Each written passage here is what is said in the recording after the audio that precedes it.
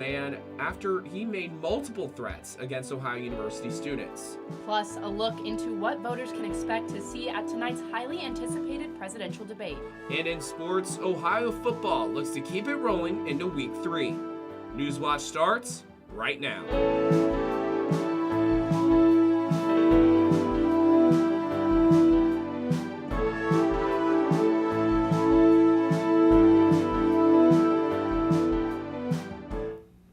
Welcome to Newswatch. I'm Lucy Schaefer. And I'm Jack Green. It was another beautiful day here in Southeast Ohio, but still no rain as the region continues to see a severe drought. For the latest, we're going to send it over to forecaster Rachel Grant. Rachel, when could we see some rain? So we're not really going to see some rain until this weekend, and that's really because we're seeing these two high pressure systems sitting just north and just east of us. That's what's giving us these clear skies, these sunny skies, and this really nice weather. Maybe see some clouds, but maybe not necessarily. We're seeing some cloud developments just west of us, but they're actually moving north, so we actually won't be able to see them for this week. But we're all still feeling this heat though. 86 degrees outside and crystal clear skies, and these skies will, these clear skies will continue into tonight. We're seeing that low of 46 degrees, and we're actually not going to see some clouds into tomorrow as well. I'm going to see a high of 86 tomorrow and a low of 51 and still super sunny skies. These high pressure systems are planning to stick around for the next few days until we head over to Friday. And as for our 3-day for yesterday, we did have a high of 80, still sunny skies, and that really continued into today. The high of 86. And that low of 51 for today. And we're going to see a jump in temps tomorrow, a high of 89 and a low of 57 for tomorrow. So still feeling this heat. Not really going to see some rain though until this weekend, which I'll talk more about in my full weather forecast later on in Newswatch. For right now, we're going back to Jack. The man who allegedly threatened multiple student groups at Ohio University is indicted. A grand jury indicted Michael Rintaluque on 1 count of making terroristic threats and 2 counts of inducing panic. The indictment says the suspect possessed an AR-15 and around 200 rounds of ammo. It also alleges he used social media to make threats to students and posted several videos of himself shooting different firearms. An arraignment date has not yet been set. Cleveland Browns player Deshaun Watson faces more legal trouble. A new lawsuit accuses the quarterback of sexual assault and battery. A Texas woman alleges the incident happened in October 2020 while Watson was playing for the Houston Texans. She says it occurred in her apartment after a date. The lawsuit is asking for over $1 million in damages. Watson faced similar accusations in 2022 when multiple lawsuits accused the QB of sexual harassment or assault during massage appointments. In response, the NFL suspended him for 11 games without pay and fined him $5 million. Norfolk Southern's CEO is under investigation for potential ethical lapses. Alan Shaw is head of one of the largest railroad companies in the country. The Atlanta-based company says the CEO's conduct could be inconsistent with the company policy and ethics. Shaw dealt with the Norfolk Southern train that derailed in East Palestine over a year ago. He also had to fight to keep his job after an activist investor tried to overtake the board and reform policies. The manhunt continues in southern Kentucky for the suspect who opened fire at drivers along I-75. State troopers are still looking for 32-year-old Joseph Couch. He is accused of firing at vehicles last Saturday. The gunman struck a dozen vehicles, wounding 5 people. 3 others were hurt in vehicle crashes, and authorities say they are confident they will find him. We have nothing to say, hey, let's go outside of the woods, because we think that's where he's at, due to some of that evidence. Now, I can't get into the evidence that was collected or found, but, you know, we're going to stay in there until we find him, until stuff takes us to another direction. Investigators say on the day of the shooting, Couch bought an AR-15 style rifle and 1,000 rounds of ammunition. Ohio recreational marijuana sales have been illegal for a month now, and dispensaries have sold over $50 million of product. That's over 6,000 pounds of the plant and over 800,000 units of manufactured products like edibles and vapes. 123 dispensaries are licensed to sell recreational and medical marijuana in the state. The Ohio Division of Cannabis Control plans to issue additional license for new stores. Check your fridge. A recall has been ordered on cantaloupes in Ohio for possible salmonella contamination. Arizona-based company Eagle Produce is recalling more than 200 cases of whole cantaloupes because of possible contamination. The recall stems from a routine sample test. That test found salmonella in some cantaloupes sold in stores. There have been no reports of illness as of late last week. West Virginia Governor Jim Justice is calling for the state legislature to cut income taxes. The Republican governor is asking for a special session on September 30th. Justice signed a 21.25% tax cut last year, and now he's pushing for another 5% cut. The income tax is already expected to drop by 4% in 2025. That comes from a 2023 law allowing for cuts when the state receives more revenue than expected. Justice says specific proposals will come later. The Census Bureau reports median household income has risen to $80,610. That's up 4% from the previous year. The Bureau says this is the first statistically significant annual increase in inflation-adjusted median household income since 2019. Ohio's median income is just under $67,000, according to the Census Bureau. American finances are a key issue in this year's presidential election. Former President Donald Trump argues people were better off under his administration and have suffered from price increases in recent years. Vice President Kamala Harris has stressed she will focus on strengthening the middle class and has released proposals that aim to reduce the cost of living. And speaking of the election, former President Trump and Vice President Kamala Harris will face off tonight in Philadelphia in their first presidential debate. Now, new polls show the race for the White House remains tight with no clear leader. Julia Benbrook explains what we can expect.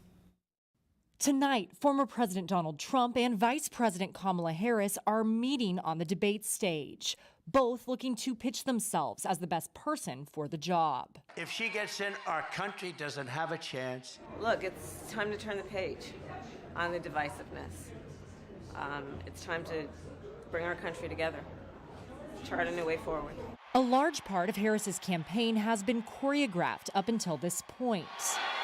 And she's hoping she can continue the momentum she's felt since she became the Democratic Party's nominee. Her main mission is to talk to the American people, share where she wants to lead the country, share a little more of how her background, not just as vice president, but her entire career points to the things that she's committed to. Trump is used to this type of stage. He's participated in more general election debates than any presidential nominee in history. This will be his 7th. I think Donald Trump is very focused on this debate tonight. He knows how important it is. He doesn't take anything for granted. While views of Trump are largely set, the debate still offers risks for the former president, particularly when it comes to the tone and tactics he takes with his rival. There will be no public audience, no previously written notes, and the microphones will be muted unless it's the candidate's turn to speak. Reporting in Philadelphia, I'm Julia Benbrook. You can watch tonight's debate right here on WOUB. Coverage starts at 9 p.m. Coming up, Tropical Storm Francine is expected to make landfall at any moment along the Gulf. And nicotine pouches continue to grow in sales, but health experts are worried. What dangers you need to know about. We're seeing some rain developments west of us and south of us, but when are we actually going to see some rain? Stay tuned to see my weather forecast when Newswatch returns.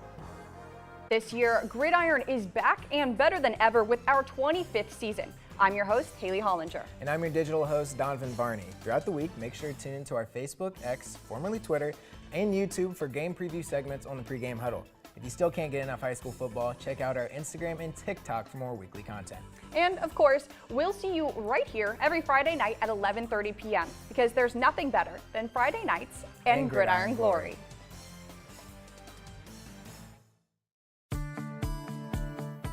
Did you know that you can donate property to WOUB Public Media? I'm WOUB Community Engagement and Membership Manager, Sherry Russo.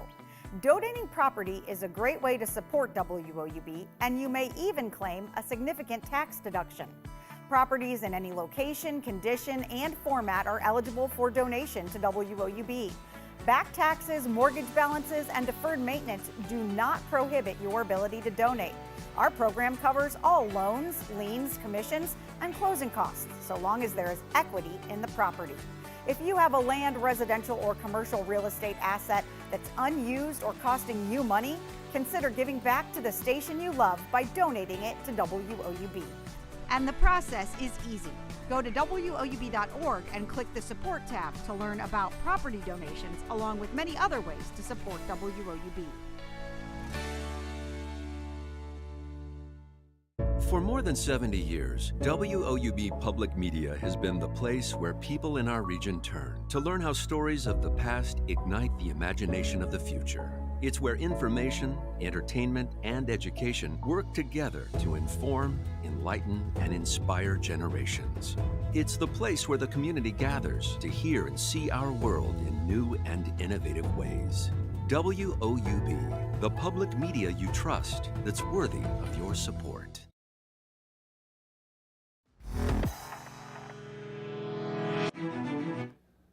Tropical storm Francine is just shy of becoming a hurricane with a landfall track that keeps shifting slightly eastward.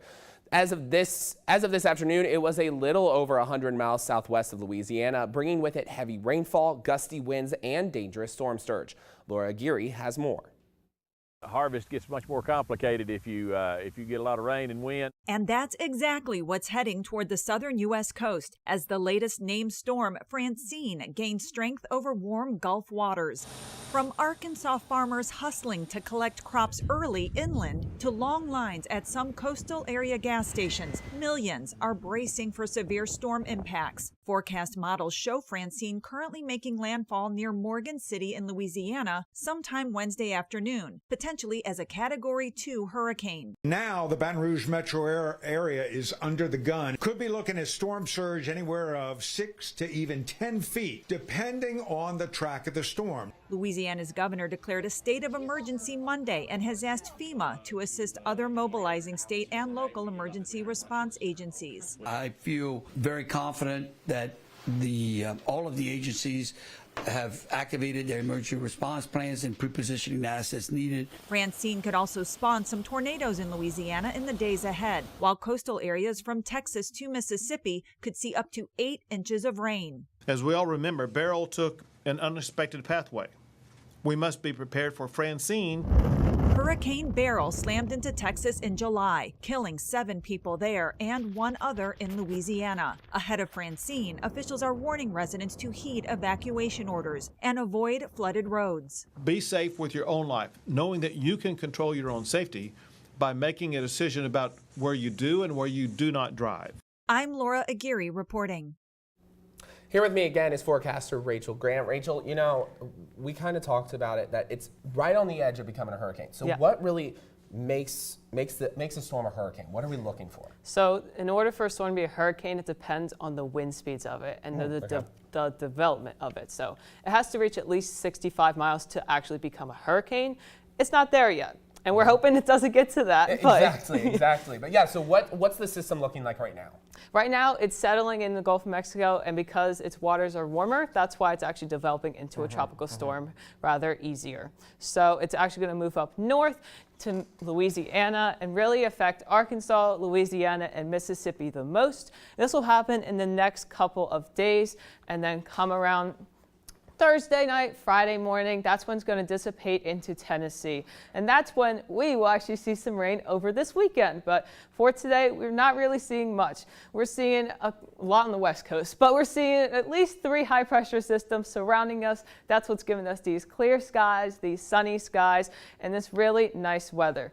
Maybe seeing some clouds, but not necessarily.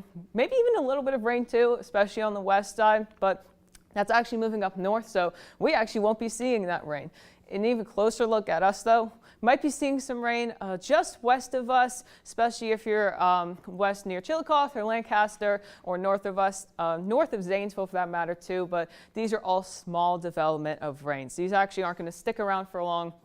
So most of us, especially if you're east near Athens or south of Zanesville, we're still seeing these sunny and clear skies.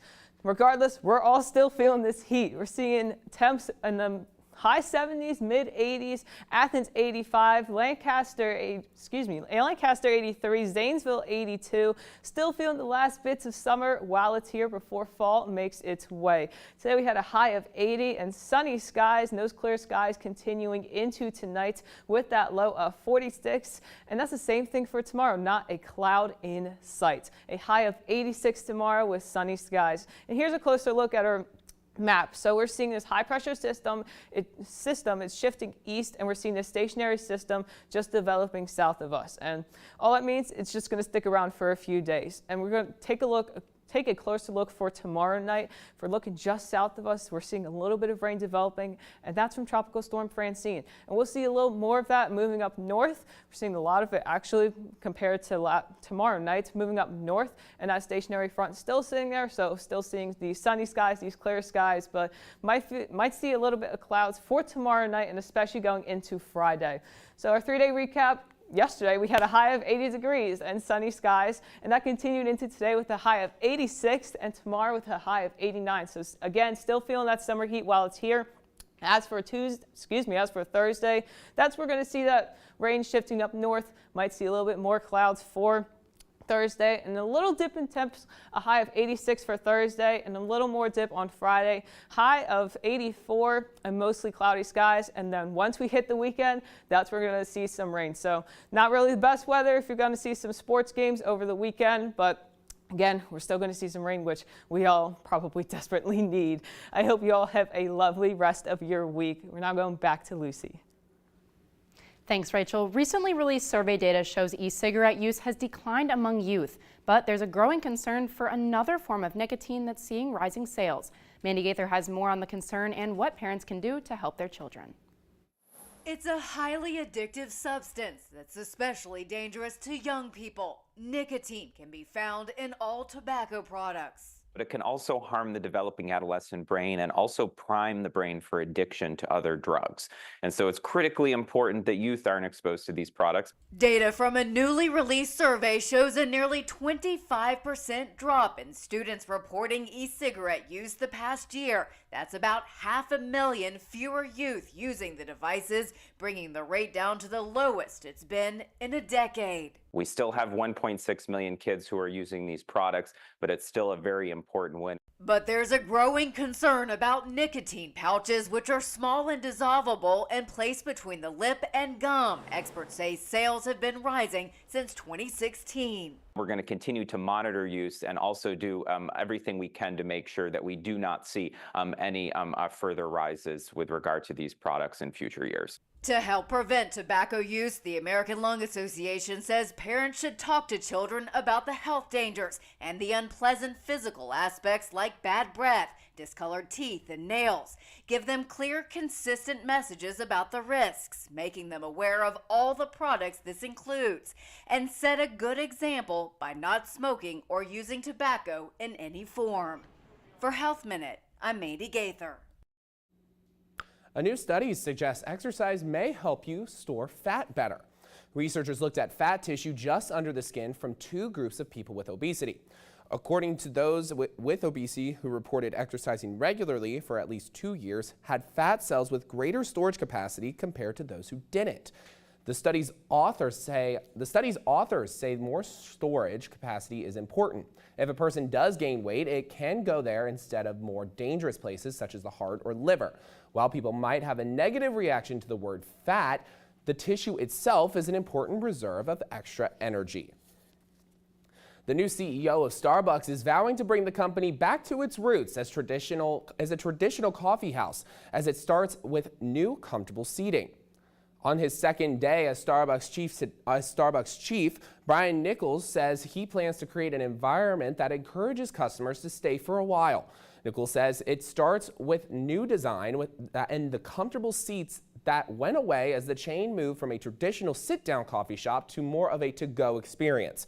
Those changes contributed to the company's decline in sales, along with high prices and lackluster food options. Nicole is Starbucks' 4th CEO in 2 years. He is considered the restaurant industry's Mr. Fix-It, having engineered turnarounds at Chipotle and Taco Bell. Next in sports, Ohio football looks to right some wrongs, even after a win. That and more after the break.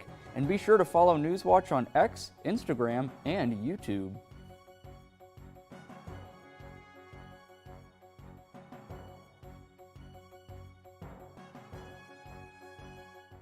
Vice President Kamala Harris. We will move forward and take on the biggest issues facing our nation. Former President Donald Trump. With your vote, the American dream will come roaring back. The candidates face off as voters worry about the economy, conflicts at home and abroad, and the future of the country. Tonight at 9 on WOUB.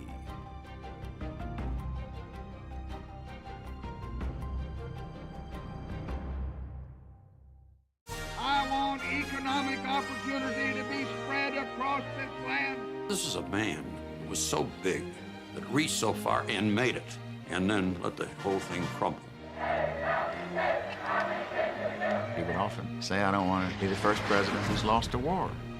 The definitive biography of LBJ on American Experience. Thursday at 9 on WOUB. Coming this fall. It is a stunning and historic development. This is a brand new presidential race. The Choice, a frontline tradition for over 30 years. Critics have declared it richly detailed, completely riveting, and perspective on events that don't succumb to the news cycle. The Choice, 2024. Premieres Tuesday, September 24th, 9, 8 Central, only on PBS.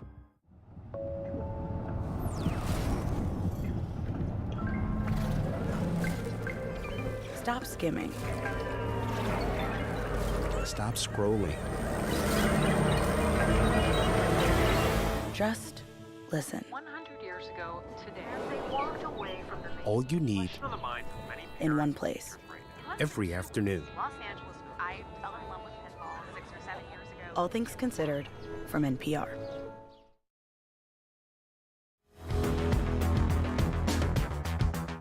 Welcome back to Newswatch. I'm Darius Sethna with the latest in sports. It starts on the gridiron with Ohio football, and there were many headliners after the Bobcats' 7-point win over South Alabama. Ohio scored 3 touchdowns and amassed over 400 yards of offense in Saturday's victory. Quarterback Parker Navarro also threw for 204 yards. Despite that success, however, head coach Tim Albin was upfront about his team's performance. I looked at the data, the missed tackles and the balls on the ground, the penalties. We can play better. Sometimes you win games and you don't play at your best. I want to say that was the case with us. We were playing with a little bit of too much of an edge at times, had a little bit to do with that, you know. So we can clean some things up and I think make another jump, and then that's what we're going to push him to do. Albin and the Bobcats now prepare for Wright State on Saturday. And it's never too early to talk Bobcat hoops. The men's team released its non-conference schedule yesterday, and the women's squad did the same earlier today. Head coach Bob Bolden and his Bobcats begin the season with 4 straight home games, including a showdown with the Buckeyes on November 20th. Some other key matchups include a trip to Athens, Georgia, that is, for a clash with the Bulldogs. Ohio's non-conference slate ends in February with an opponent from the Sun Belt Conference, which is yet to be determined. The Bobcats are coming off an 11-win season, but there is still lots of promise with star players like Jay McClure and Bailey Tabling returning for 2024. They finished as the 7th seed last year and lost in the MAC tournament to Ball State. And it's time to shift to high school sports, and more specifically volleyball. It's a big-time matchup that's just moments away as the Federal Hawking Lancers host Alexander. Both squads are coming off dominant victories yesterday. Alexander defeated Eastern in 4 sets, while the Lancers took care of business with a sweep against River Valley. Federal Hawking also enters tonight with a losing record in conference play at just 1-2, so certainly some high stakes for them. As for the Spartans, they look to get things going on their home floor. They own just a 500 record in their gym on the young season. And I talked with some of our staff at Ace Nation earlier today, and they said tonight's contest is going to be a great defensive battle. Game time is at the top of the hour, so if you haven't gotten your popcorn yet, you've still got a couple of minutes. I'm Darius Sethna with the latest in sports, and I'll hand it back over to the desk. Thanks, Darius. Coming up next, NASA launches a new spacecraft that may bring new discoveries about our solar system.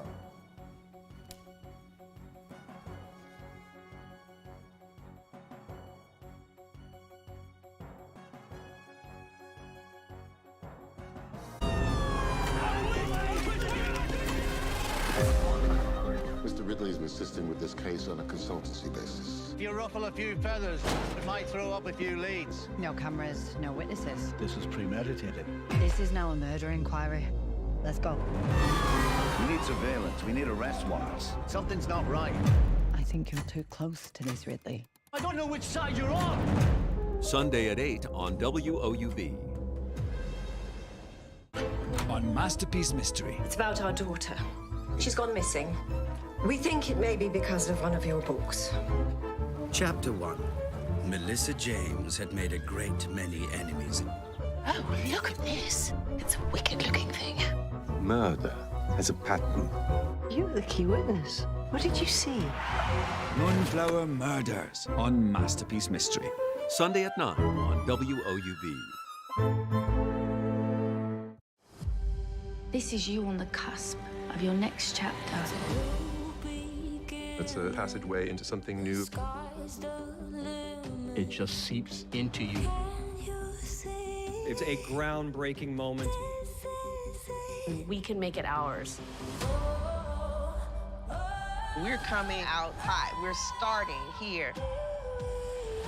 It's definitely going to be a treat for their palate. What a story. She had the imagination of a genius. Each time I go up there, it's the sense of newness. 3, 2, 1! Showtime. We're all running. It's beautiful. Cherish every moment. Continue to laugh. We hope you'll join us. There is no going back. It's time for a new beginning.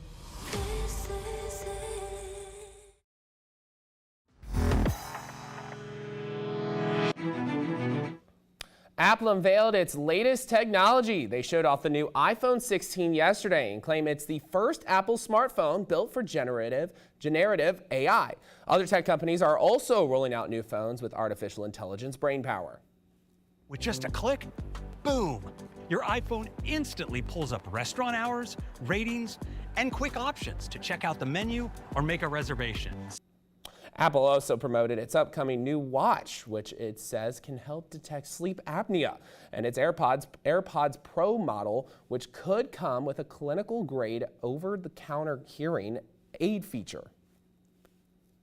NASA says the Europa Clipper spacecraft is set to launch within the next month to explore one of Jupiter's moons. Yesterday, the spacecraft passed a key milestone and has been approved to launch. Europa is an ice-covered world that may have the potential to support life in its salty subsurface ocean. The Europa Clipper carries instruments that could determine whether life is possible on another place in our solar system besides Earth. That launch window is going to open on October 10th. You know, it's pretty neat. It is pretty neat that there could be life out there. There really is. But it's a cold planet. But I like the warm. So what is the weather looking like? Is it going to be warm for much longer? It is. We're still in the 80s throughout the rest of this week. Yay. We are seeing. You're speaking our language. Yes, we are seeing some rain though for our weekend, which we desperately need. Given we're still in the drought, but again, sunny for the rest of this work week, and then we're going to see some rain coming around Friday night into Saturday morning. And then we're going to see that continue on throughout the rest of next week. So still might see some clouds for Thursday, continuing into Friday. That's when the storms are going to move up north from Tennessee, and that is when we shall see some rain. But for the rest of this week, still seeing sunshine, and we're still feeling this last bits of heat that summer has to throw at us before fall comes around. Yeah, that's awesome. Well, that does it for our broadcast this evening. Thank you so much for watching. Stay tuned for the PBS NewsHour coming up next. Have a great night.